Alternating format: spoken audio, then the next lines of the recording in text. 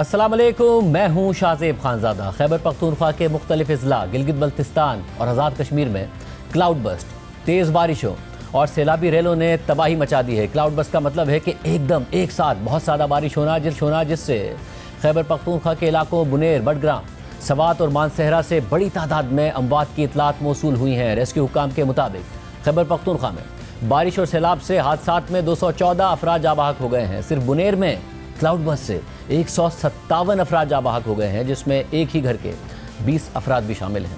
बाजोड़ और शांगला में cloud burst से 23 अफराद जाँ बहक हुए हैं। मानसहरा में क्लाउड बस्ट और सैलाब से 21 अफराद जाँ बहक हो गए हैं।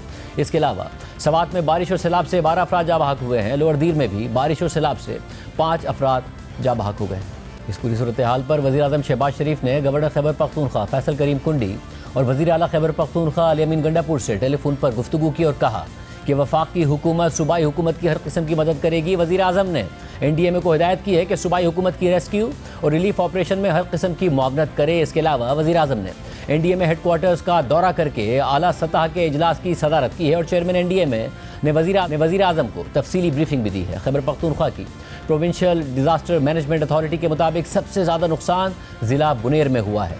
बुनेर के 12 से ज़्यादा देहात क्लाउड बस्ट से शदीद मुतासिर हुए हैं। PDMA ने बुनेर, बाजोड़, मानसहरा और बडग्राम को आपस ज़दा इजला करार दे दिया है। मुतासरा इजला में रेस्क्यू टीमों की तादाद में मजीद इजाफा कर दिया गया है और वहाँ इमदादी सरगर्मियाँ जारी हैं और सूबाई हेलीकॉप्टर भी इस्तेमाल हो रहा है। इसके अलावा नौशेरा के करीब सुकई में रेस्क्यू में इस्तेमाल होने वाला सूबाई हुकूमत का हेलीकॉप्टर भी हादसे का शिकार हो गया और इस हादसे में 2 पायलट समेत 5 अफराद शहीद हो गए। इस तमाम सूरत हाल पर वज़ीर आला खैबर पख्तूनख्वा अली अमीन गंडापुर ने कल सुबह में सोग मनाने का ऐलान कर दिया है।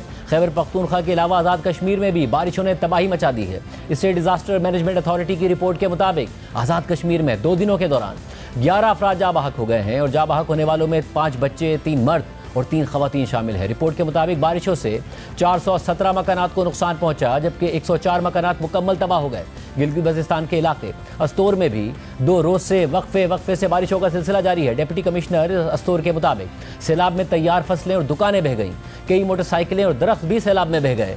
इसके अलावा चिला शहर और गिरदोनवा में भी वक्फे से तूफ़ानी बारिश का सिलसिला जारी है। सैलाबी रेलों के बाइस फसलें, मकानात, बागात, राब्ता पुल और वाटर चैनल तबाह हो गए हैं। सैलाबी रेले के बाइस शाहराह कराकरम बंद हो गई है, जिससे गिलगित से रावलपिंडी ज़मीनी रास्ता मुनक़ता हो गया है और सड़कों के दोनों तरफ गाड़ियों की लंबी कतारें लग गई हैं। नेशनल डिज़ास्टर मैनेजमेंट ने 26 जून से 15 अगस्त तक के नुकसानात की रिपोर्ट जारी की है और रिपोर्ट के मुताबिक 26 जून से 15 अगस्त तक 498 अफराद जाँ बहक हुए हैं, जबकि 768 अफराद जख्मी हुए हैं। NDMA के मुताबिक अमवात की वजूहात में सबसे ज़्यादा फ्लैश फ्लड और घरों का गिर जाना है। इसके अलावा वज़ीर आला खैबर पख्तूनख्वा अली अमीन गंडापुर ने कहा है कि सैलाब में बहुत ज़्यादा लोग शहीद हुए हैं और बहुत नुकसान हुआ है। तमाम इदारे काम कर रहे हैं। CM हाउस में कंट्रोल रूम के जरिए मॉनिटरिंग की जा रही है। पख्तूनख्वा में मलाकान रीजन में क्लाउड बस्ट की वजह से और इसके अलावा बहुत ज़्यादा बारिश होने की वजह से जो बहुत ही भयानक किस्म के सैलाबी रेले आए हैं और साथ साथ हज़ारा रीजन के अंदर लैंडस्लाइड्स हुई हैं। उसके अंदर बहुत ज़्यादा हमारे लोग शहीद हुए हैं उसके अंदर और ज़ख्मी भी हुए हैं और बहुत नुकसान भी हुआ है। अमलाक को रेस्क्यू करने के लिए जो 2 हेलीज हमारे सूबाई हुकूमत के काम कर रहे थे, उनमें हमारा एक जो हेली है वो खराब मौसम की वजह से क्रैश कर गया है, जिसमें हमारे 5 जो लोग हैं उसके पायलट्स और क्रू जो है वो शहीद हुए। उसके अंदर भी CM हाउस में कंट्रोल रूम के जरिए तमाम मॉनिटरिंग की जा रही है। बकाया जितने भी अजला हैं साथ के, उनको भी ऑलरेडी प्रिकॉशनरी मेजर्स के तौर पर नीचे के जो इलाके हैं उनके अंदर भी इकदाम किए जा रहे हैं और साथ साथ जो है हैवी मशीनरी जो है उसको लगा दिया गया है ताकि रोड को क्लियर किया जाए। हम बात करेंगे बुनेर, सवात, मानसहरा में हमारे नुमाइंदे मौजूद हैं। सबसे पहले बुनेर जाएंगे। रसूल दावड़, बहुत शुक्रिया। बताइएगा सबसे ज़्यादा नुकसान क्लाउड बस्ट के बाद बुनेर में हुआ है, क्या हुआ और अब क्या सूरत हाल है? जी यकीनन यहाँ बुनेर में खैबर पख्तूनख्वा में सबसे ज़्यादा जो डेथ के टोल है वो यहाँ का ज़्यादा है और यहाँ सबसे ज़्यादा नुकसान हुआ है। इस वक्त भी हम एक अस्पताल के अंदर मौजूद है। यहाँ पे हम देख रहे हैं कि मुसलसल यहाँ पे ज़ख्मियों को भी लाया जा रहा है और डेथ बॉडीज़ भी आ रही है। यहाँ मुकामी लोगों से हमने बात की, उनका ये कहना है कि बहुत से लोग अब भी ऐसे हैं जो वो उसकी तलाश जारी है।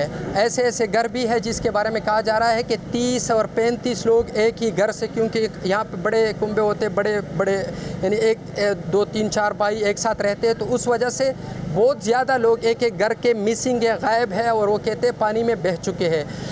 यहाँ पे हमने डॉक्टरों से बात की, उनका ये कहना है कि यहाँ सूबाई वज़रा आए हुए थे और एक हेलीकॉप्टर भी आया था, लेकिन वो हेलीकॉप्टर राउंड लगाने के बाद फिर यहाँ से चला गया है। दूसरी ये कि यहाँ पे हम रास्ते में जब आ रहे थे तो देखा कि कुछ एक्सकेवेटर यहाँ पे रास्ता साफ़ करने की कोशिश कर रहे थे, लेकिन वो जगह जहाँ पे फ्लड आया है, जहाँ पे ये नुकसान हुआ है, जहाँ पे ज़्यादातर कहा जा रहा है कि ऐसे भी एक दो गांव है जिसमें तकरीबन 80% जो गांव है वो मिलियामेट है, वो पानी में बहकर जा चुके हैं। तो इस वजह से यहाँ मुकामी लोगों का कहना है कि डेथ के कैजुअल्टी जो है वो मुसलसल बढ़ रही है। यहाँ अस्पताल में पहले हमें 70 तक बताया गया था, फिर 100, फिर 135 तक सिर्फ एक अस्पताल में जो डेड बॉडीज़ लाई गई है, और बहुत से ऐसे भी है जिसको वहीं पे दफनाया गया है। और यहाँ पे हमने ये भी देखा लोग अपनी मदद आपके इनकी खिदमत के लिए और इनके इलाज मुआवजे के लिए चंदे भी कर रहे हैं बाकायदा अस्पताल के सामने हमने देखा। और साथ साथ यहाँ पे हम देख रहे हैं कि दरख्त उखड़ गए हैं, बहुत से घर जो है वो सफ़ा हस्ती से मिट चुके हैं। इनका ये कहना है कि 9:30 बजे सुबह के वक्त अचानक तेज़ बहाव के पानी आया और उसके फ़ौरन बाद जो करीबी घर थे उस सबको बहा कर ले गया। और साथ साथ कुछ ऐसे घराने भी इसमें थे जहाँ पे शादी के प्रोग्रामात जारी थे, उसमें भी वो बह गए। और साथ साथ हम देख रहे हैं कि सबसे ज़्यादा नुकसान जो हुआ है इस वक्त बुनेर का हुआ है। सूबाई हुकूमत की जानिब से 15 करोड़ रुपए का ऐलान किया गया है वज़ीर आला की जानिब से, लेकिन यहाँ पे जो लोग हैं वो कह रहे हैं कि ये अब बहुत कम है और यहाँ पे जो कैजुअल्टी और नुकसानात है वो बहुत ज़्यादा है। यहाँ पे हम देख रहे हैं कि वो जगह रोड अब भी बंद है और इसके अलावा वो पुल उकड़ गए हैं जो राब्ता सड़कें थे। अब लोग पैदल चलने की कोशिश करते हैं ज़ख्मियों को निकालने के लिए।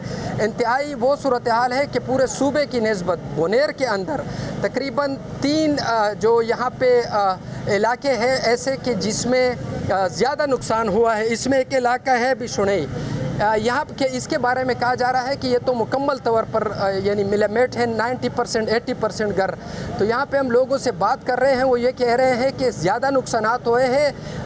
बहुत बड़ी तादाद में यहाँ पे जो हेल्प है वो भी चाहिए होगी, और न सिर्फ ये बल्कि सूबाई हुकूमत की बल्कि वफाकी हुकूमत की जानिब से भी यहाँ पे ताउन होनी चाहिए। दूसरी बात ये कि यहाँ पे हमने लोगों से बात की, इनका कहना है कि ये एक अचानक एक तूफ़ान आया, ये क्लाइमेट चेंज कभी हो सकता है, क्योंकि कहा जा रहा है बादल फटने से अचानक इतनी पानी आया कि कभी भी तारीख़ में इस इलाके में नहीं आई है। बाज़ार हम देख रहे हैं यहाँ पे वो सफ़ा हस्ती से मिट चुके हैं और बहुत से लोग यहाँ पे आए हुए हैं हेल्प करने के लिए, रज़ाकार भी मौजूद है। और उसमें भी बताएगा कि जो बहुत ही हलाकतों की जो तादाद है वो बढ़ती जा रही है, इस वक्त भी ऐसे लोग मौजूद हैं जो अपने प्यारों को तलाश कर रहे हैं, नहीं पता चल रहा है बहुत सारे लोगों का कि कहाँ हैं, या अब हतमी तौर पर कुछ हुकूमत रेस्क्यू ऑपरेशन के बाद बताया जा सकता है कि कितना नुकसान हुआ है? जी बिल्कुल भी यहाँ पे आइडियल सिचुएशन नहीं है कि हुकूमत उसी तरह उन लापता को अपने प्यारों से मिलाए। यहाँ पे एक नौजवान था, उससे अभी मेरी बात हुई, उनका ये कहना था कि तकरीबन 35 के करीब इनके मामूजात की फैमिली थी, उनमें से सिर्फ चंद यानी 4-5 मिल गए हैं, बाकी गायब है और उसको हम ढूंढ रहे हैं, पानी के अंदर तलाश कर रहे हैं, और उनमें से चंद की बॉडीज़ भी मिल चुकी है। और हुकूमत इस सतह पर अगर हम देखें, वो लोग इस बात पे भी नाराज़ है, वो कह रहे हैं कि रोड खोलने के लिए वो इक्विपमेंट वो मशीनरी नहीं है ताकि इनके रोड खोल दे, और ये जो रिलीफ और रिहेबिलिटेशन के लिए जो लोग जाना चाहते हैं और वहाँ पे मदद असिस्टेंट पहुँचाना चाहते हैं या लाशों को ढूंढना चाहते हैं, उसके लिए भी वो कह रहे हैं कि मुश्किलात का सामना है। तो इस वजह से सूबाई हुकूमत से भी वफाकी हुकूमत से भी मुतालबा कर रहे हैं कि इस इलाके में जल्द अज जल्द अपनी टीमें भी पहुँचा दे। और इसके अलावा न सिर्फ अब पानी का जो बहाव था वो तो कम हो चुका है, वो जो लेवल था वो कम हो चुका है, लेकिन जो तबाही हुई है नीचे ग्राउंड पे वो बयान करने के नहीं है। जी बहुत शुक्रिया रसूल, और तफसीलात बता रहे थे। सवात में इस वक्त क्या सूरत हाल है, महबूब अली साहब ब्यूरो चीफ सवात इस वक्त हमारे साथ मौजूद हैं। महबूब अली साहब, ज़ाहिर है सबसे ज़्यादा तबाही बुनेर में हुई है, सवात के हवाले से भी जो है वो अफसोसनाक इतलात ही सामने आई। इस वक्त क्या सूरत हाल है, रेस्क्यू एंड रिलीफ ऑपरेशन के हवाले से तफसीलात बताइएगा। शाहजेब साहब, सूरत हाल ये है कि आज तकरीबन सुबह बजे जो है ये स्वात के पहाड़ी इलाके जो मरगुजार का दरा है वहाँ पे क्लाउड बर्स्ट हुआ था। इसके अलावा स्वात के इलाके मालम जब्बा में क्लाउड बर्स्ट हुआ था। इसके अलावा कबल के बला इलाकों में क्लाउड बर्स्ट हुआ था। मुख्तलिफ मकामात पर ये क्लाउड बर्स्ट हुए थे और उसके बाद स्वात के जितनी भी नदी नालियाँ है वो सारे बिपर गए और बहुत बड़े पैमाने पर इमलाक को नुकसान पहुँचा है। आज डिप्टी कमिश्नर स्वात के ऑफिस से जो जारी होने वाला बयान है उसके मुताबिक आज सैलाबी रेले में 9 अफराद जो है वो जाबहक हो गए हैं, जबकि 3 अफराद इस वक्त भी लापता है। ताम शाज़ेब साहब, सबसे ज़्यादा नुकसान जो हुआ है उस स्वात के मरकजी शहर मिंगौरा में हुआ है और शायद ये तारीख का बदतरीन सैलाब था जिससे इमलाक को बड़े पैमाने पर नुकसान पहुँचा है। तकरीबन 500 ऐसे घर हैं कि जिसके अंदर सैलाबी पानी दाखिल हुआ है जिससे इन घरों को नुकसान पहुँचा है और जिनके मकीन जो है वो आज उनको नहीं पता कि वो आज की रात कहाँ पर गुजारेंगे। ज़्यादातर लोग जो है वो अपने रिश्तेदारों के घर गए हैं, वहाँ पर आज की रात गुजारेंगे, लेकिन जिन लोगों के घर और मकानात जो है वो तबाह हो गए हैं यकीनन वो लोग जो है बड़े फिक्रमंद हैं। इसके अलावा शाज़ेब साहब, बहुत अहम बात यह है कि इससे पहले भी स्वात में एक सैलाब आया था जिसमें 17 अफराद जो थे वो सैलाबी पानी में बह गए थे, लेकिन उस सैलाब का रेशो या उसका जो हुजम था वो निस्बतन कम था। इस दफ़ा जो ये नदी नालों में सैलाब आया है तो शायद ये सबसे ज़्यादा बड़ा सैलाब था। इसकी कई वजूहात हो सकते हैं, जिस तरह की एक तो क्लाइमेट चेंज या मौसमियाती तब्दीली इसकी वजूहात है।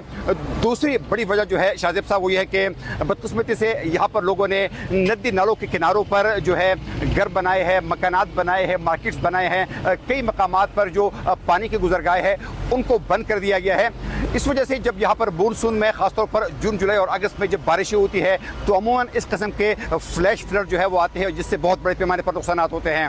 तहम मुकम्मल मौसमियात के मुताबिक बारिश का ये सिलसिला अभी थमा नहीं है। आइंदा 24 घंटे में मजीद बारिश हो सकती है। यकीन रिलीफ का काम भी जारी है, रेस्क्यू का काम भी जारी है, लेकिन उनकी भी कुछ लिमिटेशंस है। हर जगह तक उनके लिए पहुँचना भी शायद मुमकिन नहीं है। इसलिए खुदा न खास्ता अगर दोबारा बारिश का सिलसिला जारी रहा तो मजीद नुकसान भी हो सकते हैं। बहुत ही अफसोसनाक सूरत हाल सामने आ रही है। बहुत नुकसानात हुए हैं जिनकी तफसीलात आप देख रहे हैं। मानसेरा से हमें नुमाइंदा जियो न्यूज़ कौसर सलीम बंगश साहब ज्वाइन कर रहे हैं। बंगश साहब, बताइएगा मानसेरा में नुकसान की तफसीलात भी बताइएगा और जो रेस्क्यू ऑपरेशन है उसकी भी तफसीलात बताइएगा। जिला मानसेरा के इलाके ढेरी हलीम और नीलबन के इलाके में गुज़श्ता रात अचानक क्लाउड बर्स्ट की वजह से वहां पे तकरीबन 5 से 10 घरों पर मुश्तमिल एक जो छोटा सा मोहल्ला था उसमें जो सैलाबी रेला आया है क्लाउड बर्स्ट के बाद वो सारे इलाके को अपने साथ बहा के ले गया है और इस वक्त तक इत्तलात ये है कि इस इलाके में तकरीबन 22 के करीब लोग जो हैं वो रात को लापता हो गए थे। उसमें 10 के करीब मर्द हैं और बाकी 12 के करीब खवातीन और बच्चे इसमें शामिल हैं। आखिरी इत्तलात तक इस इलाके में तकरीबन 16 के करीब जो है वो लाशें बरामद हुई हैं और बाकी लोगों की जो तलाश है अभी तक जारी है। इसके अलावा मानसेरा में आज सुबह सवेरे सैलाबी रेले में पहले तहसील बालाकोट के इलाके बीसिया में एक कार जो है वो एक सैलाबी रेले में बह जाने से उसमें 2 लोग मौके पे जान भाग हो गए थे, एक शख्स जख्मी हुआ था जबकि 3 लोगों को जिंदा बचा लिया गया था। इसी तरह से थोड़ी दूर तहसील बालाकोट के इलाके खैर आबाद में एक पहाड़ी तोदा गिरा था एक घर पे जिसमें माँ और बेटी मौके पे जान भाग हो गए। अपर हजारे के मोस्टली जो लोग हैं वो पहाड़ों में रहते हैं, तो अब हुकूमत के लिए बहुत बड़ा चैलेंज है कि इन सारे लोगों का कैसे ख्याल किया जाए।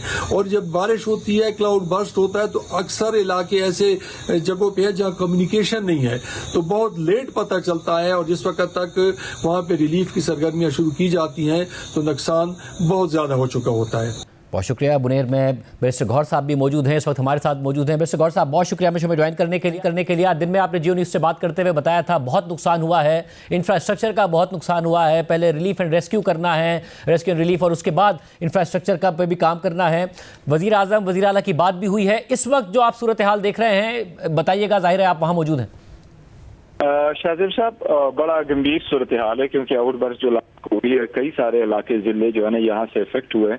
मेरे ज़िले में जो सारा इफेक्ट हुआ है तो डगर की तरफ और बाकी इलाके जो इफेक्ट हुए सीरियसली, इस वक्त मेरे पास जो कंफर्म डेट है ज़िले की वो है 135 की डेथ हुई हैं, जिसमें से 28 चिल्ड्रन है और 74 वुमेन है। लेकिन ये डेथ टोल हमारे हिसाब से बढ़ेगा, ये मेरा ख्याल है 350 क्रॉस करेगा, क्योंकि एक इलाका ऐसा भी है जहाँ से एक गाँव ऑलमोस्ट हाफ गाँव खत्म हो चुका है और वहाँ कोई पता एक्सेस हमें इस वक्त अवेलेबल नहीं है। हमने सारी टीम मोबिलाइज की है ताकि एक्सेस करे, वहाँ उन तक पहुँच जाए। तो फर्स्ट फोकस हमारा है रेस्क्यू पे और उसके बाद बाकी चीज़ें देखेंगे। उम्मीद है इंशाल्लाह ताला कि लोगों तक हम पहुँचेंगे और कोशिश करें कि जितनी ज़्यादा जाने हम बचा सकते हैं उनको बचाएं। वैसे जो कुछ आप देख रहे हैं, क्या आप खदशा है आपको कि और ज़्यादा जो है लोग शायद मारे गए हों इस सारे में और शायद डैमेज भी ज़्यादा? इसलिए कि लोग पैदल तो चल सकते हैं, पैदल तो जा सकते हैं, लोगों के मवेशियाँ, गाड़ियाँ, इंफ्रास्ट्रक्चर, ओवरऑल घर, इनका जो नुकसान हुआ वो तो हुआ है। लेकिन जो प्रिसाइसली एक इलाके की मैं बात कर रहा हूँ वो ऐसा इलाका कि वो ऑलमोस्ट एक विलेज जिसकी मिनिमम घर जो है वो 200 है, वहाँ 200 की आबादी में से कोई 4-5 घरों के अलावा बाकी घर नहीं है और वहाँ कई सारे लोग हैं अभी तक मिसिंग है। मुझे हॉस्पिटल में एक फैमिली ने बताया कि हमारे 7 बंदे मिसिंग है। दूसरी फैमिलीज है पूरी जिसके 2 बंदे बाकी है और उनके 47 लोग मिसिंग है, फैमिलीज के, दोनों फैमिलीज के। तो बड़े सारे लोग मिसिंग है। कल तक कोई जब हम उनका एक्सेस कर लेंगे, एक्सकेवेटर वगैरह लगाए हुए हैं, फिर पूरा अंदाजा हो जाएगा कि मैग्नीट्यूड क्या है जो जानी नुकसान का। अच्छा, पर आपने दिन में भी मुतालबा किया था वफाक से भी, सूबाई हुकूमत से भी कि कोऑर्डिनेशन के साथ आगे बढ़ें, फिर खबर भी आई। आपको नजर आ रहा है कि जो रेस्क्यू के एफर्ट्स हैं वो मुकम्मल कोऑर्डिनेशन के साथ हो रही हैं? फिलहाल तो देखो वफाकी हुकूमत की तरफ से तो कोई नहीं, सूबाई हुकूमत का मैं मशकूर हूँ कि हेलीकॉप्टर तक हमारे साथ इमदाद किया गया और उन्होंने फौरन 15 करोड़ रुपए रिलीज किए हमारे अपोजिशन के लिए। लेकिन देखें, मेरा अभी भी दरख्वास्त होगी सबसे, ये सियासत का टाइम नहीं होता, ऐसे वक्त में कोई सूबा, कोई जिला ऑन इट्स ओन वो मैनेज नहीं कर पाता। ये वफाकी हुकूमत की एनडी में की इतनी ही जिम्मेदारी है जितनी सूबाई हुकूमत की है। तो मैं सबको कहूँगा कोऑर्डिनेशन जरूरी है। कल जबकि हम ये रेस्क्यू और रिकवरी के काम से वो हों तो ये बिलियंस वर्थ इंफ्रास्ट्रक्चर जो खराब हुआ है, हमारे लोग सारे ज़राअत से वाबस्ते हैं, उनका सारा खराब हुआ है। शाहजेब साहब, आप अगर इधर आएंगे तो आप देखेंगे कि ऑलमोस्ट 5-5, 6-6 फुट से ज्यादा पानी रोड्स के ऊपर से आया है और सारी फसलें तबाह हो गई है। तो बहुत ज्यादा नुकसान आते हैं। फिलहाल तो हमारा मेन फोकस जो है वो जानी नुकसान पर है कि इसको हम रेस्क्यू करें। ऐसा ज़ाहिर है बहुत ज़्यादा ज़रूरत होगी लोगों को भी, लोगों का अपना माली नुकसान भी हुआ है, जानी नुकसान भी हुआ है, फिर इंफ्रास्ट्रक्चर का भी। इसलिए मुझे ये बताइएगा कि आपने क्या अपनी ज़िंदगी में कभी इतना बड़ा नुकसान देखा है? क्योंकि हमारे नुमाइंदे बता रहे हैं कि ऐसा कभी देखा ही नहीं गया, वहाँ के लोग भी ये कह रहे हैं। आप बताइएगा।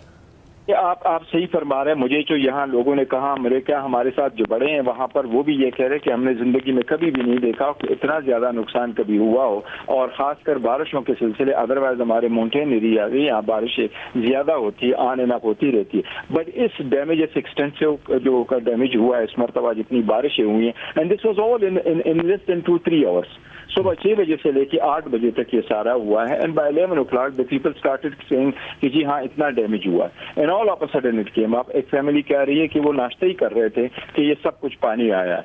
तो ये in a moment it's all gone. लेकिन ये जरूर है कि इतना डैमेज पहले कभी नहीं हुआ था जिस वक्त जो इस मरतबा डैमेज हुआ। और जो नुकसान का मैग्नीट्यूड है वो उसके लिए बहुत लाजमी है, जैसे कि आप कह भी रहे हैं, मैं इसको रिपीट भी कर देता हूं कि सारी सियासत को एक तरफ रख के वफाक और सूबाई हुकूमत आपस में ताउन करके ही इससे निपटा जा सकता है। जितना बड़ा नुकसान इंफ्रास्ट्रक्चर का भी हो गया और लोगों का ज़ाती तौर पर भी हो गया। यस, बिल्कुल। और ये बिल्कुल होना चाहिए। दूसरी बात है कि वफाकी हुकूमत की इतनी ही जिम्मेदारी है इन सरकमस्टांसिस में आईनी और कानूनी जितनी जिम्मेदारी सूबाई हुकूमत की है। बहुत शुक्रिया बैरिस्टर गौहर साहब की गुफ्तगू। बहुत नुकसान हुआ है, पहले ही ज़ाहिर सूबा दहशतगर्दी से इस वक्त मुतासिर है, लोगों ने बहुत भुगता है वहाँ, और अब जो कुदरती आफात हैं, इसके अलावा क्लाउड बस्ट है, उसकी वजह से जो इस वक्त तबाही हुई है, बहुत ज़रूरत है कि वफाक भी ख्याल करे, सूबाई हुकूमत भी डिलीवर करे और लोगों को रिलीफ भी दिया जाए, बाद में उनके नुकसानात भी पूरे करने की कोशिश की जाए और इंफ्रास्ट्रक्चर जो है उसे भी बनाया जाए। और साथ में इस बात का भी ख्याल रखा जाए कि मुस्तकबिल में अगर इस किस्म की चीज़ें होती हैं, क्लाइमेट चेंज अब एक रियलिटी है, तो किस तरीके से नुकसान से बचा जा सकता है। प्रोग्राम में एक ब्रेक शामिल करते हैं। एक बहुत बड़ी मीटिंग होने जा रही है अब से कुछ देर बाद, और वो मीटिंग है सदर पुतिन और सदर ट्रंप के दरमियान मीटिंग होगी अमेरिका की रियासत अलास्का में। उसके लिए सदर ट्रंप रवाना हो गए हैं। रवाना होते हुए उन्होंने जो बातें की हैं वो भी अहम हैं। सारी दुनिया देख रही है, भारत बहुत गौर से देख रहा है, क्योंकि अमेरिका की तरफ से कहा जा चुका है कि अगर इस मीटिंग में ब्रेक थ्रू नहीं होता तो जो रूसी तेल की खरीदारी है उस हवाले से भारत पर मजीद पाबंदियाँ और मजीद जो टैरिफ्स हैं वो लग सकते हैं। बात करेंगे एक ब्रेक के बाद।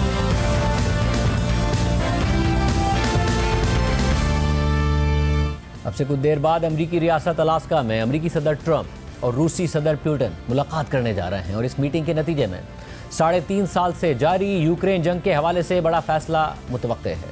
साथ ही इस मीटिंग पर यूरोपीय ममालिक के साथ साथ भारत की नज़रें भी जमी हुई हैं। भारतीय ऑयल रिफाइनरीज की नज़रें जमी हुई हैं, क्योंकि ट्रंप इंतजामिया पहले ही भारत को खबरदार कर चुकी है कि अगर ट्रंप पुतिन मुलाकात कामयाब नहीं होती तो रूसी तेल खरीदने पर भारत को मजीद अमरीकी टैरिफ्स का सामना करना पड़ सकता है। आज इस मीटिंग के लिए रियासत अलास्का के लिए रवाना होते हुए अमरीकी सदर ट्रंप ने सोशल मीडिया पर लिखा कि हाई स्टेक्स। बाद में अपने तैयारे में ट्रंप ने इस मुलाकात के हवाले से सहाफ़ियों के सवालात का जवाब दिया और एक दफ़ा फिर कहा कि अगर मुज़ाकरात कामयाब नहीं होते तो रूस को संगीन मुआशी नताइज का सामना करना पड़ेगा। You had said earlier this week that Putin would face severe consequences if you get the sense from him that he's not interested. What do you mean by that? Economically severe. Yes, it will be very severe. I'm not doing this for my health, okay? I don't need it. I'd like to focus on our country, but I'm doing this to save a lot of lives. Yeah, very severe. जबकि इससे पहले रूसी सदर Putin ने Kremlin में अहम मुशावरती इजलास की सदारत की। CNN के मुताबिक रूसी सदर पुतिन ने यूक्रेन जंग रोकने के लिए ट्रंप इंतजामिया की पुरजोश कोशिशों की तारीफ की। पुतिन ने जुमेरात को क्रेमलिन में सीनियर रूसी हुक्काम के साथ एक इजलास की सदारत करते हुए कहा कि मेरी राय में मौजूदा अमरीकी इंतजामिया दुश्मनियां ख़त्म करने, क्राइसिस ख़त्म करने और ऐसे मुआहदे करने के लिए जो इस तनाज़े में शामिल तमाम फरीकों के मफाद में हों खासी पुरजोश और मुखलिस कोशिशें कर रही है। इस मुलाकात का मकसद हमारे ममालिक समेत यूरोप और पूरी दुनिया में अमन के लिए तवील मुद्दती माहौल तैयार करना है। साथ ही रूसी सदर पुतिन ने तजवीज़ पेश की कि ये वसीतर अमन उस वक्त हासिल किया जा सकता है कि अगर अमेरिका के साथ मुज़ाकरात के अगले मराहिल में हम स्ट्रेटेजिक ऑफेंसिव वेपन्स के कंट्रोल के शोबे में मुआहदे तक पहुँच जाएँ। ट्रंप और पुतिन दोनों ही मस्बत इशारे दे रहे हैं, मगर 3.5 साल से जारी यूक्रेन जंग के हवाले से ट्रंप और पुतिन की इस बड़ी मुलाकात पर खुद यूक्रेन और यूरोपीय ममालिक खदशात का इजहार कर रहे हैं। इस मुलाकात के रूस के हक में जाने का खदशा जाहिर कर रहे हैं। साथ ही आलमी मीडिया भी अभी रिपोर्ट कर रहा है कि ट्रंप के साथ मुलाकात होना ही रूसी सदर पुतिन की कामयाबी है, क्योंकि ट्रंप के आने से पहले खुद अमेरिका और यूरोपीय ममालिक की यह पॉलिसी थी कि रूस को मुआशी पाबंदियों और सिफारती तन्हाई के जरिए दबाव में रखा जाए, मगर अब इस मुलाकात से रूस सिफारती जाएगा। न्यूयॉर्क टाइम्स की रिपोर्ट के मुताबिक अलास्का में होने वाली मुलाकात रूसी सदर को मगरिब के साथ सिफारती तन्हाई से बाहर निकाल रही है और यूक्रेनी और यूरोपीय रहनुमाओं को खदशा है कि इससे पुतिन को अमरीकी सदर को अपने हक में करने का मौका मिल रहा है।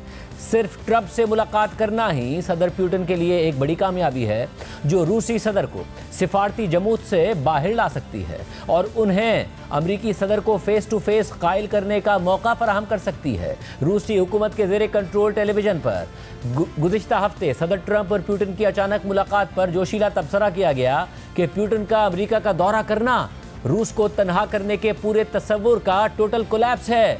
Total collapse. इसी तरह यूक्रेन जंग के हामी रूसी सियासी तज्जियाकार के मुताबिक अगर ट्रंप और पुतिन बहुत सी चीज़ों पर इत्तफाक ना भी करें तो भी ये एक ब्रेक थ्रू है। हाल ही में अमरीकी सदर के नुमाइंदा खुसूसी स्टीव विटकॉफ के दौरा रूस के बाद जब यह खबर सामने आई कि अमरीकी सदर और रूसी सदर मुलाकात करेंगे, तो इसके बाद से ही यूरोपीय ममालिक और यूक्रेन इस खदशे का इजहार करने लगे कि अगर अमरीकी सदर रूसी सदर के धोखे में आ जाएंगे और यूक्रेन जंग ख़त्म करने के लिए अपने इंतखाबी वादे पर अमल करने के चक्कर में रूस को फ़ायदा पहुंचा देंगे। इसी तनाजुर में ट्रंप और पुतिन की आज होने वाली मुलाकात से पहले यूरोपीय ममालिक के सरबराहों और ख़ुद यूक्रेन के सदर ज़ेलेंस्की ने सदर ट्रंप के साथ वर्चुअल मीटिंग की। इस हवाले से CNN की रिपोर्ट के मुताबिक जब से अमरीकी सदर ट्रंप ने अलास्का में रूसी सदर पुतिन से मुलाकात का ऐलान किया है, तब से यूरोपीय लीडर्स परेशान हैं। अगरचे ट्रंप ने देर से ही सही मगर यूक्रेन की हिमायत के इशारे दिए हैं, लेकिन यूरोप को खदशा है कि सदर पुतिन सदर ट्रंप को दोबारा अपनी शराइत पर कायल कर लेंगे। रिपोर्ट के मुताबिक आखिरी बार ट्रंप की तवज्जो हासिल करने के लिए डेस्परेट यूरोपीय रहनुमाओं ने बुध के दिन अमरीकी सदर के साथ एक वर्चुअल सरबराही इजलास मुनक़िद किया, जो जुमे को ट्रंप और पुतिन की वन-ऑन-वन मुलाकात से पहले बज़ाहिर ट्रंप की जहन साजी के लिए था। यूरोपीय रहनुमाओं ने मुलाकात के बाद मोहतात तौर पर मस्बत लहजा अपनाते हुए दावा किया कि ट्रंप ने उनकी फौरी सीज फायर की अपीलों पर हिमायत का इजहार किया और इस बात पर भी इत्तफाक किया कि यूक्रेन को मुस्तकबिल में मुज़ाकरात की मेज़ पर निशिस्त ज़रूर मिलनी चाहिए। रिपोर्ट के मुताबिक यूक्रेन के सदर ज़ेलेंस्की ने कहा कि ट्रंप के साथ कॉल में शरीक रहनुमाओं ने 5 मुश्तरका उसूलों पर इत्तफाक किया। पहला उसूल ये कि यूक्रेन से मुताल्लिक कोई भी बात यूक्रेन के बगैर नहीं होगी। दूसरा ये कि यूक्रेन, रूस और अमेरिका की मुश्तरका समिट की तैयारी शुरू की जाए। तीसरा ये कि रूस अमन मुज़ाकरात शुरू होने से पहले जंगबंदी पर राजी हो जाए। चौथा ये कि यूक्रेन को सिक्योरिटी जमानतें मिलें और ज़ेलेंस्की के मुताबिक ट्रंप ने भी इस बात की हिमायत की। ज़ेलेंस्की ने मजीद कहा कि रूस को यूक्रेन के यूरोपीय और नेटो अज़ाइम पर वीटो का हक नहीं हो सकता और अगर पुतिन अलास्का में जंगबंदी पर मुत्तफिक ना हुए तो रूस को नई पाबंदियों का सामना करना पड़ेगा। उन्होंने जोर देते हुए कहा कि अमन मुज़ाकरात रूस पर मुनासिब दबाव के साथ होने चाहिए। CNN की रिपोर्ट के मुताबिक वर्चुअल सरबराही इजलास से वाकिफ 2 यूरोपीय सिफारतकारों ने बताया कि इस कॉल के दौरान ट्रंप बज़ाहिर ये कहते हुए नजर आए थे कि वो पुतिन के साथ अपनी मुलाकात में गैर मशरू सीज फायर के लिए दबाव डालेंगे और वो समझते हैं कि ये रूस की जानिब से नेक नियति का मुजाहरा होगा। ज़राए ने बताया कि ट्रंप ने यह भी कहा कि रूस की तरफ से कब्जा किए गए यूक्रेनी इलाके का मामला उनके लिए मुज़ाकरात का मौजू नहीं है। रिपोर्ट के मुताबिक अमरीकी हुकाम ने बताया कि गुज़िश्ता हफ्ते मॉस्को में अमरीकी सदर के नुमाइंदा खुसूसी स्टीव विटकॉफ के साथ मुलाकात के दौरान रूसी सदर पुतिन ने एक मंसूबा पेश किया जिसके तहत यूक्रेन का मशरिकी डोनबास रीजन, जिसका बेशतर हिस्सा अब रूस के ज़ेरे कब्जा है, उसे जंगबंदी के बदले रूस के पास ही छोड़ना होगा। मगर इस मंसूबे की तफसीलात अभी तक इबहाम में हैं। ताहम इस मीटिंग के बाद सदर ट्रंप ये बात दोहरा रहे हैं कि पुतिन के साथ उनकी पहली मुलाकात के बाद अगली मुलाकातों में यूक्रेनी सदर को भी शरीक किया जाएगा। साथ ही ट्रंप खबरदार भी कर रहे हैं कि अगर अमेरिका और रूस किसी नतीजे पर नहीं पहुंचते तो रूस को संगीन नताइज का सामना करना पड़ेगा। इसी तरह इस मुलाकात से पहले रूस के ज़ेरे कब्जा यूक्रेनी इलाकों के हवाले से बहस इसलिए संजीदा शक्ल इख्तियार कर गई है क्योंकि रूसी सदर से मुलाकात तय होने के बाद सदर ट्रंप ने यह बयान दे दिया था कि ज़मीन की वापसी के अलावा कुछ इलाकों में ज़मीनों का तबादला भी हो सकता है। जबकि आज अलास्का जाते हुए तैयारे में सहाफ़ियों से बात करते हुए ट्रंप ने कहा कि पुतिन से मुलाकात में ज़मीनों के तबादले पर बात होगी, मगर मैं ये फैसला यूक्रेन पर ही छोड़ूंगा। अगर मैं सदर नहीं होता तो पुतिन पूरे यूक्रेन पर कब्जा कर रहे होते। Are the territorial swaps on the table? Will you be discussing that? They'll be discussed, but I've got to let Ukraine make that decision. And I think they'll make a proper decision. But I'm not here to negotiate for Ukraine. I'm here to get them at a table. And look, Vladimir Putin wanted to take all of Ukraine. If I wasn't president, he would right now be taking all of Ukraine. But he's not going to do it. इसी तनाजुर में अमरीकी news channel CNN ने कुछ नक्शे शाया किए हैं जिनमें दिखाया गया है कि रूस यूक्रेन के किन इलाकों पर कब्जा कर चुका है और ये कब से रूस के कंट्रोल में है। CNN के मुताबिक रूस इस वक्त यूक्रेनी ज़मीन के तकरीबन 5वें हिस्से पर कंट्रोल रखता है। नक्शे के मुताबिक रूस ने 2014 में अपने इलाके को तौसी देते हुए यूक्रेनी इलाके क्रीमिया पर कब्जा किया। 2014 में ही रूसी हिमायत याफ्ता अलहदगी पसंदों ने डोनबास रीजन के कुछ इलाकों पर कब्जा कर लिया। इसके बाद 2022 में रूस ने यूक्रेन पर हमला कर दिया और शुमाल में वसी इलाके पर कब्जा कर लिया, जिसे यूक्रेन ने बाद में जंग के दौरान वापस हासिल कर लिया। ताहम मशरकी और जनूबी यूक्रेन के इलाकों पर रूस अब भी कंट्रोल रख 2025 में 3.5 साल की जंग के बाद रूस का यूक्रेन के 18.4% इलाके पर कब्जा है। ताहम इस जंग के दौरान यूक्रेन ने भी अगस्त 2024 में रूस के कर्स्क रीजन के कुछ इलाकों को अपने कब्जे में ले लिया था, जिसे नक्शे में नीले रंग में दिखाया गया है। मगर अब इस इलाके को रूस वापस हासिल कर चुका है और अब रूस की जानिब से अमरीकी नुमाइंदा खुसूसी स्टीव विटकॉफ को जो तजवीज़ दी गई है उसके मुताबिक डोनबास रीजन, जिसके 2 बड़े इलाकों में से एक का मुकम्मल कंट्रोल पहले ही रूस के पास है और दूसरे इलाके का 70% रूस के कब्जे में है और रूस चाहता है कि बाकी 30% भी जंगबंदी के बदले में यूक्रेन रूस के हवाले कर दे। और जवाब में ये तजवीज़ है कि सरहद पर रूस के पास मौजूद यूक्रेन के 2 छोटे इलाके यूक्रेन को वापस दे दिए जाएंगे। ताहम CNN के मुताबिक यूक्रेनी हुकाम का कहना है कि ये इलाके तो पहले ही रूस का नहीं बल्कि यूक्रेन का हिस्सा हैं, इसलिए ये बिल्कुल भी बराबरी का तबादला नहीं होगा। अब ये प्रपोजल है जो मीडिया पर गर्दिश कर रहा है और अमरीकी सदर ट्रंप भी रूस और यूक्रेन के दरमियान ज़मीनों के तबादले के बयानात दे रहे हैं। और इसी तनाजुर में यूक्रेन शदीद खदशात का इज़हार कर रहा है और वाज़ेह कर रहा है कि वो अपनी ज़मीन पर किसी किस्म का समझौता नहीं करेगा। मीडिया रिपोर्ट्स के मुताबिक ट्रंप प्यूटिन मुलाकात में फौरी तौर पर किसी बड़े ब्रेक थ्रू के इम्कानात महदूद नजर आते हैं और मुज़ाकरात मज़ीद तवील हो सकते हैं, मगर इन मुज़ाकरात के नताइज से सिर्फ यूक्रेन ही नहीं बल्कि भारत भी मुतासिर होगा, क्योंकि अमरीकी सेक्रेटरी खजाना स्कॉट बेसेंट वाज़ेह कर चुके हैं कि अगर मुज़ाकरात दुरुस्त अंदाज में आगे नहीं बढ़ते तो रूसी तेल की खरीदारी पर भारत पर सेकेंडरी टैरिफ्स में इजाफा हो सकता है। भारतीय हुकूमत के साथ साथ भारतीय ऑयल रिफाइनरीज भी इन्हीं खदशात का शिकार हैं। ब्लूमबर्ग की रिपोर्ट के मुताबिक भारत समंदरी रास्ते से रूसी खाम तेल का दुनिया का सबसे बड़ा खरीदार है।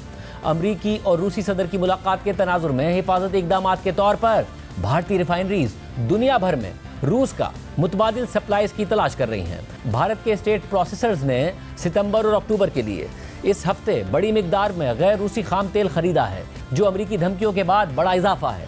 रिपोर्ट के मुताबिक इंडियन ऑयल कॉरपोरेशन और भारत पेट्रोलियम कॉरपोरेशन ने दुनिया में हर खित्ते की मार्केट से कार्गोज खरीदे हैं, जिनमें अमेरिका के साथ साथ ब्राजील और मशरिक़ वस्ता भी शामिल हैं। एक ताजिर के मुताबिक भारत ने स्पॉट मार्केट में सबसे ज़्यादा खरीदारी सऊदी अरब से की है। सऊदी अरब भारत को सितंबर के लिए 22.5 मिलियन बैरल्स खाम तेल फराहम करेगा। इदाद-ओ-शुमार के मुताबिक ये गुज़िश्ता साल सितंबर के बाद सऊदी अरब से भारत की सबसे बड़ी खरीदारी है। रिपोर्ट के मुताबिक अलास्का में ट्रंप और प्यूटिन के दरमियान होने वाली मुलाकात को भारतीय इंडस्ट्री करीब से देख रही है, क्योंकि सब ये शिद्दत से जानना चाहते हैं कि रूसी तेल की फरोख्त पर अमरीकी दबाव कम होगा या मजीद बढ़ जाएगा। तारीखी तौर पर भारत रूसी खाम तेल का कोई खास खरीदार नहीं रहा था और उसका ज़्यादातर इन्हिसार मशरिक़ वस्ता पर रहता था, मगर ये सब 2022 में उस वक्त बदल गया जब यूक्रेन पर हमले के बाद ग्रुप ऑफ 7 ममालिक की जानिब से यह पाबंदी लगा दी गई कि रूसी तेल की कीमत $60 फी बैरल से ऊपर नहीं हो सकती, और ये इसलिए किया गया ताकि रूस की तेल से आमदनी को महदूद करके उस पर दबाव डाला जा सके। यानी रूस को $60 फी बैरल या उससे नीचे बैनुल-अक़वामी मार्केट में तेल बेचने की इजाज़त थी, उससे ऊपर नहीं। हालांकि उस वक्त आलमी मार्केट में तेल की कीमतें बहुत ज़्यादा थी और फिर भारत ने आलमी मार्केट से डिस्काउंट पर रूस से तेल की खरीदारी शुरू कर दी और फिर 2025 के वक्त तक भारत की रूसी तेल की दरामदाद तकरीबन 17 लाख बैरल्स योमिया तक पहुंच गई, जो भारत की टोटल तेल की खरीदारी का तकरीबन 37% था। रिपोर्ट के मुताबिक फिलहाल भारतीय निजी रिफाइनरीज जैसे कि रिलायंस इंडस्ट्रीज लिमिटेड और नयारा एनर्जी से तवक्को है कि वो रूसी खाम तेल खरीदना जारी रखेंगे, क्योंकि कुछ तवील मुद्दती मुआहदों के तहत रूस से वो तेल खरीद रही हैं। ताहम सरकारी रिफाइनरीज अक्टूबर के लिए रूसी तेल की स्पॉट खरीदारी रोक रही हैं। रिपोर्ट के मुताबिक रूसी प्रोड्यूसर्स मुमकिना तब्दीली के रद्द-ए-अमल में पहले ही चीनी खरीदारों को रूसी खाम तेल ज़्यादा जारहाना अंदाज में बेचना शुरू कर चुके हैं। सितंबर से अक्टूबर के लिए चीन को रूसी तेल पर डिस्काउंट दिया जा रहा है, जिससे जाहिर होता है कि कुछ तेल भारतीय खरीदारों से डाइवर्ट कर दिया गया है। भारतीय इंपोर्टर्स जो अब भी रूसी खाम तेल खरीदना चाहते हैं, उन्हें बैंकिंग और लॉजिस्टिक्स पार्टनर्स की तरफ से हिचकिचाहट का सामना है, जो ट्रंप की धमकियों से परेशान हैं। ऐसे खदशात के पेश नज़र ताजिरों का कहना है कि कुछ निजी कंपनीज मुमकिना तौर पर ज़्यादा से ज़्यादा रूसी खाम तेल छोटे बैंकों, चीनी करेंसी युआन और डार्क फ्लीट टैंकर्स के जरिए खरीदने पर गौर कर सकती हैं। भारत पर पहले ही सदर ट्रंप 50% टैरिफ्स लगा चुके हैं, जो दुनिया में सबसे ज़्यादा अमरीकी टैरिफ्स हैं। ट्रंप इंतजामिया मोदी हुकूमत पर मजीद दबाव बढ़ा रही है कि अगर ट्रंप और पुतिन की मुलाकात कामयाब नहीं होती तो भारत को मजीद टैरिफ्स का सामना करना पड़ेगा। वज़ाहिर सदर ट्रंप यूक्रेन जंग खत्म करवाने के लिए रूस के खिलाफ हरबे के तौर पर भारत पर टैरिफ्स बढ़ा रहे हैं, मगर ये भी वाज़ेह रहे कि सदर ट्रंप खुद भारत से भी नाराज़ हैं, क्योंकि भारत ब्रिक्स इत्तेहाद का हिस्सा है, जिसे ट्रंप अमरीकी मईशत और अमरीकी डॉलर के लिए खतरा समझते हैं, और अमरीकी इत्तेहादी होते हुए भारत के इस ब्लॉक का हिस्सा होने पर हैरानी का इजहार कर चुके हैं। इसलिए दिन ब दिन अमरीका और भारत के ताल्लुकात में तनाव में शिद्दत आती जा रही है, और अब ये खबरें सामने आ रही हैं कि भारत अमरीका को काउंटर करने के लिए अपने बड़े हरीफ चीन के करीब। इस हवाले से ब्लूमबर्ग की रिपोर्ट के मुताबिक 2020 में जानलेवा सरहदी झड़प के बाद भारत और चीन मुआशी राब्ता बहाल कर रहे हैं, जो इस बात की ताज़ा निशानी है कि ट्रंप की जानिब से 50% टैरिफ्स लगाए जाने के बाद भारत ब्रिक्स ममालिक के करीब हो रहा है। बातचीत से आगाही रखने वाले अफराद ने शनाख्त जाहिर न करने की शर्त पर बताया कि हालिया इकदाम के तौर पर नरेंद्र मोदी चीन और भारत के दरमियान अगले महीने से दोबारा बराह रास्त फ्लाइट्स शुरू करने जा रहे हैं, और इस मुआहदे का बाज़ाब्ता तौर पर ऐलान उस वक्त किया जा सकता है कि जब नरेंद्र मोदी 7 साल में पहली बार चीन जाएंगे और 31 अगस्त को होने वाले शंघाई ताउन तंजीम के इजलास के मौके पर चीनी सदर शी से मुलाकात करेंगे। भारत और चीन के दरमियान बराह रास्त परवाजें कोरोना वबा के दिनों में मुअत्तल कर दी गई थी, और फिर दोनों ममालिक के दरमियान तनाव उस वक्त बढ़ गया कि जब 2020 में हिमालय के इलाके में सरहदी झड़पें हुई और 20 भारतीय फौजी और चीनी फौजी भी मारे गए, जिनकी तादाद के बारे में पता नहीं चल सका। मोदी हुकूमत ने हाल ही में कई साल की पाबंदियों के बाद चीनी शहरियों के लिए सयाहती वीज़े जारी करने की इजाज़त दी है। चीन अमेरिका के बाद भारत का दूसरा सबसे बड़ा तिजारती पार्टनर है और भारत को अपनी मैन्युफैक्चरिंग बेस बनाने के लिए चीन के अहम इनपुट्स की जरूरत है। रिपोर्ट के मुताबिक अगरचे कशीदगी में कुछ कमी हो सकती है, लेकिन दोनों एशियाई ताकतें मुमकिन तौर पर रातों रात मुकम्मल एतमाद बहाल नहीं कर सकेंगी। वो बरसों से एक दूसरे को हरीफ के तौर पर देखते रहे हैं और चंद माह पहले ये कशीदगी उस वक्त बढ़ गई थी कि जब चीन ने पाकिस्तान को भारत के साथ हालिया फौजी तनाज़े में हथियार और इंटेलिजेंस फराहम की थी। नरेंद्र मोदी ब्राज़ील और रूस के साथ भी ताल्लुकात मजबूत कर रहे हैं, जो भारत के साथ ब्रिक्स के बानी अरकान हैं। जब अमेरिका से ताल्लुकात कशीदा हो गए तो अगस्त में नरेंद्र मोदी ने रूसी सदर पुतिन को भारत के दौरे की दावत दी। रिपोर्ट के मुताबिक ट्रंप भारत की जानिब से रूसी रियायती तेल की दरामदाद जारी रखने पर फ्रस्ट्रेशन का शिकार हैं, जो रूस की फंडिंग में मदद फराहम करती है। ताहम भारतीय वज़ीर आज़म मोदी ने पीछे हटने के कोई आसार नहीं दिखाए और उनकी हुकूमत ने इसी महीने रूस के साथ मुआशी ताउन को मजीद गहरा करने के लिए मुआहदों पर दस्तखत किए। रिपोर्ट के मुताबिक अमेरिका तवील अरसे से भारत को जियोपॉलिटिक्स में चीन के काउंटर बैलेंस के तौर पर पेश करता रहा है, लेकिन ट्रंप की ट्रेड वॉर्स के बाद चीन और भारत कॉमन ग्राउंड तलाश कर रहे हैं। भारत में चीन के सफीर ने नरेंद्र मोदी को टैरिफ के मामले पर इखलाकी हिमायत की पेशकश की है। उन्होंने गुज़िश्ता हफ्ते चीनी वज़ीर खारजा के टैरिफ के हवाले से बयान को दोहराते हुए अपनी एक्स पोस्ट में लिखा कि बुली को 1 इंच देंगे तो वो 1 मील ले लेगा। इसके अलावा भारतीय न्यूज़ एजेंसी पीटीआई की ज़राए से खबर के मुताबिक चीनी वज़ीर खारजा पीर को भारत का दौरा करेंगे और इस दौरे में वो सरहदी इशूज़ पर भारत के कौमी सलामती के मुशीर अजीत डोल से मुलाकात करेंगे। भारत की अपने दरीना हरीफ चीन से कुर्बत बढ़ रही है या बढ़ाने की कोशिश की जा रही है। अपने दरीना इत्तेहादी अमेरिका से दूरियां बढ़ रही हैं।